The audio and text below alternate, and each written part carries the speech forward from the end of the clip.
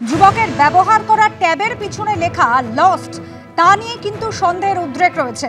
গিরিশ পার্কে আত্মীয়ের পরিত্যক্ত বাড়ি থেকে ঝুলন্ত দেহ উদ্ধার হয়। ইতিমধ্যেই ঘটনাস্থলে পুলিশ পৌঁছেছে।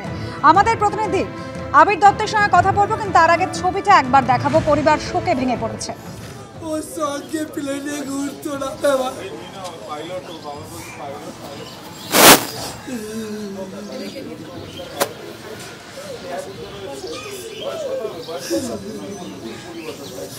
যে বাড়ির সামনে আমরা দাঁড়িয়ে রয়েছি গিরিশ পার্কের, এই যে বাড়ি, সেই বাড়ি থেকে কিছুটা দূরে তাদেরই এই আরেকটি বাড়ি রয়েছে যেখানে তাদেরই পরিবারের এক সদস্য থাকেন। সেখান থেকে এই কিন্তু তাকে ঝুলন্ত অবস্থায় এই যুবককে পাওয়া যায়।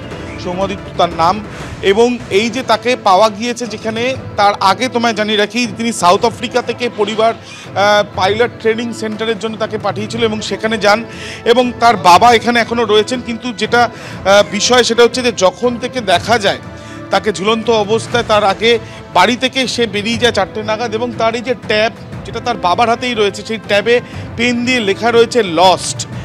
এখানেই সন্দেহ আরও বেশি ঘনীভূত হচ্ছে পরিবারের, যে এই লেখা কেন, এবং এই ট্যাব সবসময় লক অবস্থায় থাকতো কিন্তু সেটা লক অবস্থায় নেই। তার বাবার সাথে একবার আমরা কথা বলবো। আমরা জানি আপনার ছেলেকে আপনি হারিয়েছেন, গতকাল কখনো বেরিয়ে গেল, আর এই লস্ট লেখাটা কখন দেখলেন, বা এই ট্যাবটা কোথা থেকে পেলেন? ট্যাব তো আমাদের বাড়িতে ও রেখে দিয়ে চলে গেছে। ট্যাব তো ও ইউজ করে, দরকার ছাড়া ইউজ করে না, কিন্তু ট্যাব লক থাকে। ও হয়তো এরকম করবে বলেই কি লকটা খুলে রেখে গেছে। কেননা এইটা থেকেই ওর বন্ধু মানে ওই ইয়ে দিয়ে লোকেশান দেখে তারপরে বললো আমাদের আর একটা বাড়ি আছে আমার ভাই। পাইলট ট্রেনিং সেন্টারে ও ট্রেনিং নিত সাউথ আফ্রিকায় ট্রেনিং নিত, পিটোরিয়াতে থাকে। ঘটনা কেন আমি কিচ্ছু বুঝতে পারছি না। আমি জীবনে কোনোদিন ওকে না কোনোদিনই কিছুতে বলিনি। ও যখন পাইলট শিখবো বললো, আমি বললাম কি রে তোর ভয় লাগবে না? বললো না না ভয় কিসের। আমি তবু জিজ্ঞেস করতাম, বলে না না আমার কোনো অসুবিধা, আমি একটু ভয় পাই প্লেনে উঠতে, কিন্তু ও বলে না কোনো অসুবিধা নেই আমার। ওর অনেক ভিডিও আপনি পাবেন। আপনার ফ্লাইং সেরা বলে ওর ইউটিউব করেছিল, ইউটিউবে ফ্লাইং সেরাতে ওর পুরো যাবতীয় ডিটেলস ও। তাহলে এই পরিণতি কেন, যেখানে ও যেটা চাইছিল সেইভাবে?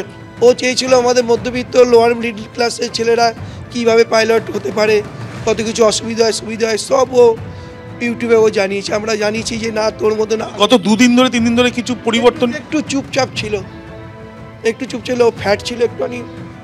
পরশু দিনকে রাত্রিবেলা ডাক্তারখানা দেখালাম, ফ্যাট লস করার ওষুধ নিয়ে আসা হলো, সব হলো, কিচ্ছু বুঝতে পারি না। কি ডিপ্রেশন বা মানসিক অবসাদ কিছু লক্ষ্য করছিলেন?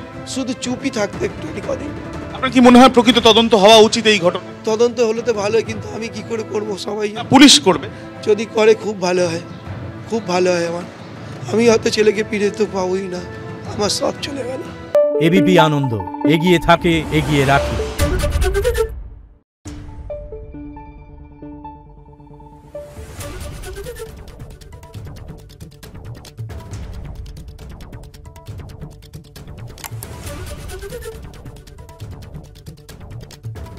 Thank you.